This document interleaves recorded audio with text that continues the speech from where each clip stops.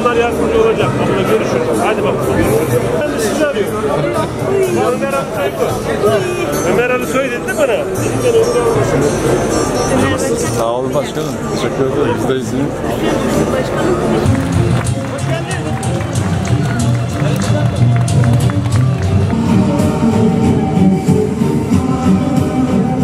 Konuklar. Zeytinburnu'nun insan kaynağını Zeytinburnu Kariyer Merkezimizin açılış programına hoş geldiniz, şerefler verdiniz.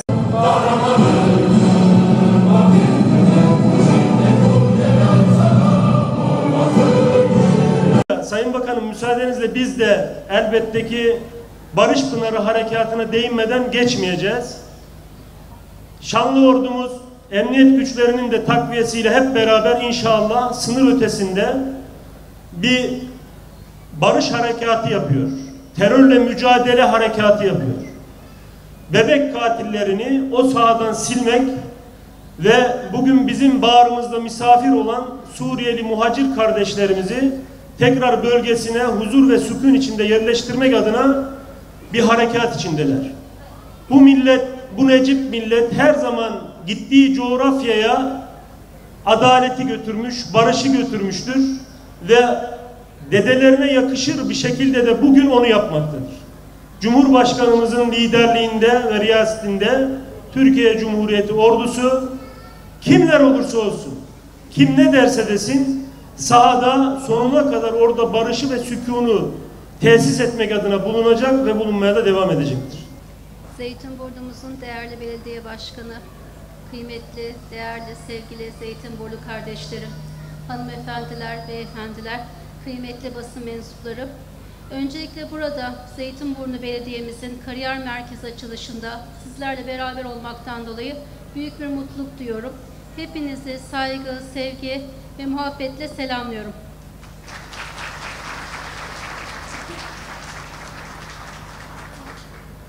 Öncelikle ben Barış Pınarı Harekatı'ndan bahsetmek istiyorum. Elbette orada şanlı ordumuz, emniyet güçlerimizin de desteğiyle büyük bir mücadele göstermekte ve hepimiz eminiz ki muvaffakiyetlerle sonuçlanacak inşallah bu operasyonun sonucu. Bu vesileyle şehit olan bütün askerlerimize, Mehmetçiklerimize, vatandaşlarımıza Allah'tan rahmet diliyorum. Gazilerimize, yaralananlara da acil şifalar diliyorum. Rabbim bu milleti ebediyen yaşatacak. Biz buna inanıyoruz ve sınırlarımızı her daim koruyacağız Allah'ın izniyle. Bugün biz burada kariyer merkezlerimizden bir tanesinin daha açılışına şahitlik ediyoruz. Kariyer merkezlerinin açılışları bizleri çok sevindiriyor, heyecanlandırıyor. Çünkü Türkiye'nin istihdamla büyüyeceğine inanıyoruz. Bilhassa kariyer merkezleri gençlerimizin elinden tutmak, onlara rehberlik yapmak için çok önemli merkezler. Çünkü inanıyoruz ki Türkiye'nin geleceği gençlerimize emanet. Gençlerimizin enerjilerine ve becerilerine her zaman ihtiyacımız var. En önemlisi bizim Türkiye'nin nitelikli insan kaynağına ihtiyacımız var. Ve genç nesilleri de bu anlamda yaşadığımız çağın ve geleceğin koşullarına göre tekrar yetiştirme görevi, onları mesleklendirme görevi de hepimize düşüyor. Değişen dünyamızda çalışma hayatı da artık daha dinamik, daha değişken bir yapıda ve tüketim araçlarındaki değişime de, teknoloji dünyasındaki değişime de aslında bizim çalışma hayatına ne kadar dinamik bir şekilde adaptasyon göstermemiz gerektiğinin de bir sonucu. Ve çağı yakalamak için biz hem şu andaki teknolojileri hem de kendi mesleki becerilerimizi aynı anda ilerletmek durumundayız. Ve baş döndürücü bu haza da adapte olmak durumundayız.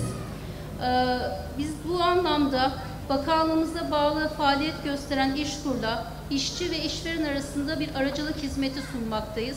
Bugün de bu kariyer merkezinde yerel yönetimlerle işveren arasındaki bu aracılık hizmetinin güzel bir örneğini görüyoruz. Aynı zamanda demin de bahsedildi. Söylemin eyleme dönüştüğü güzel bir hizmet. Çünkü söz vermek kolay ama yaptıklarımızı icraata dönüştürmek daha kolay değil, daha zor oluyor. Ve biz bunları bu kadar hızla icraata dönüştürülmesi de bizi çok fazlasıyla, ziyadesiyle mutlu ediyor.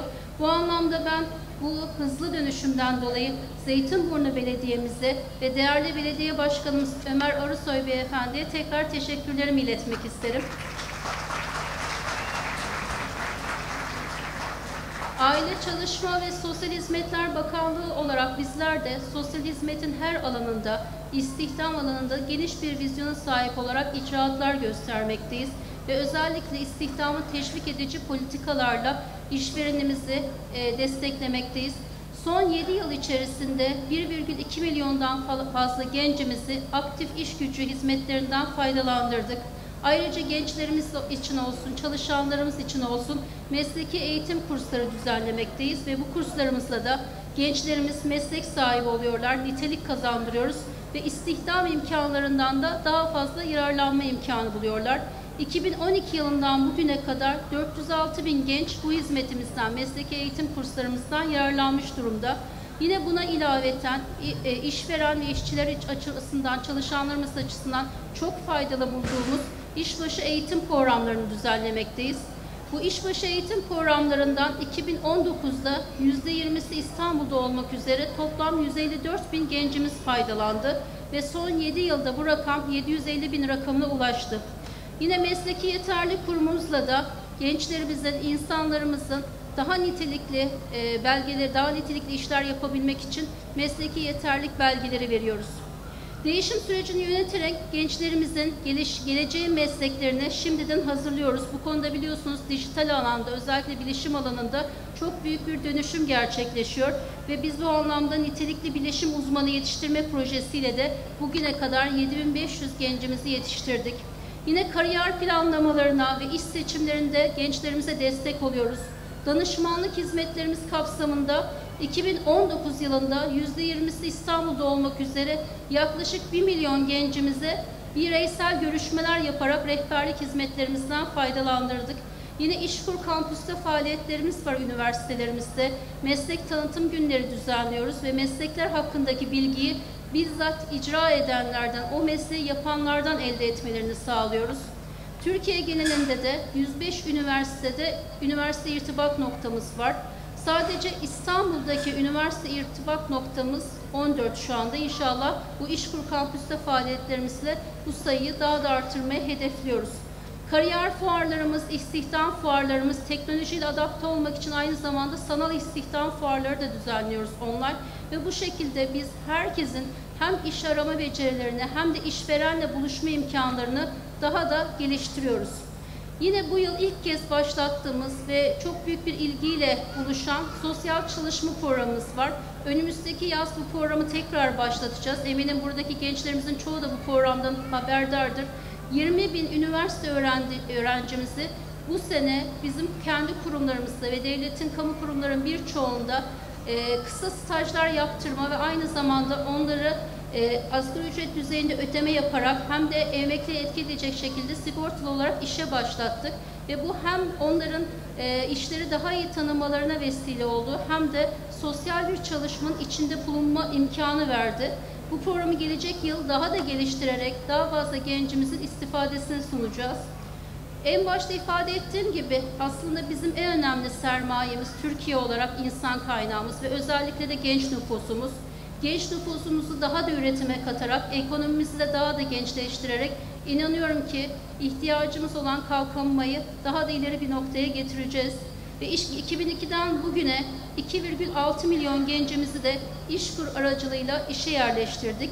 Ve bunların İstanbul'da olan İstanbul'da olmak üzere 380 bin gencimizin de işe yerleştirilmesine aracılık ettik. Bu kurum da inşallah bu kariyer merkezimizde çok kısa bir zaman içinde demin de başkanı ifade ettiği gibi 300'ü aşkın işe yerleştirme yapmış ve inşallah önümüzdeki dönemde bu rakamlar onlara, yüzlere katlanarak daha fazla işe yerleştirme olarak karşımıza çıkacak.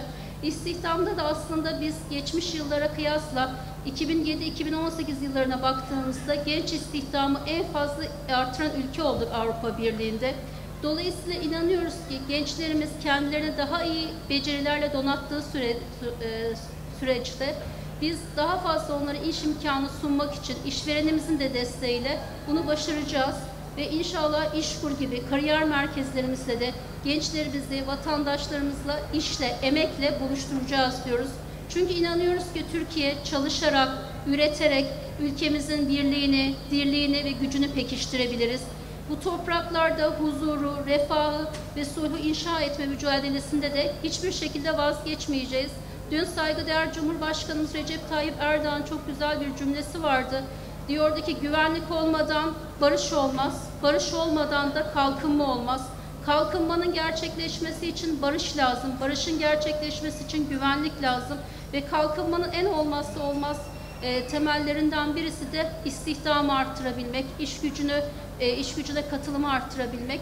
O yüzden de bu gibi merkezlerin gençlerimizi, vatandaşlarımızı işverenle buluşturan merkezlerin, onları kendilerinin becerilerini daha da fazla artıran merkezlerin artmasına ihtiyacımız var. İnanıyoruz ki ülkemiz hem ülkemizin sınırlarını koruyarak hem de olduğumuz yerlerde daha fazla üreterek, daha fazla çalışarak biz 2023 hedeflerimize doğru ilerleyeceğiz. Ben bu duygularla tekrar Barış Pınarı Harekatı'ndaki ordumuza Rabbimden zaferler nasip etmesini niyaz ediyorum. Onlara desteğimiz sadece dualarımız değil, tabii ki dualarımızı yollayacağız ama daha da önemlisi biz daha fazla çalışarak, daha fazla üreterek ordumuza, milletimize destek olacağız. Ve bu duygularla sizlere selamlıyorum tekrar. Sağ olun, var olun.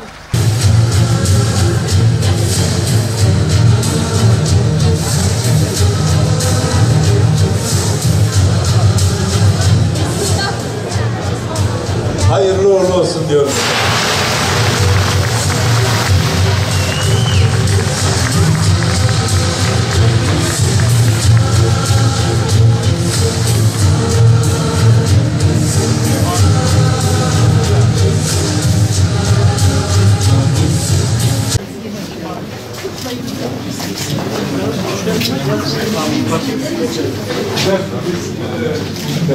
Tamam, peki. Neden geldi yani kontrole yapmıştık.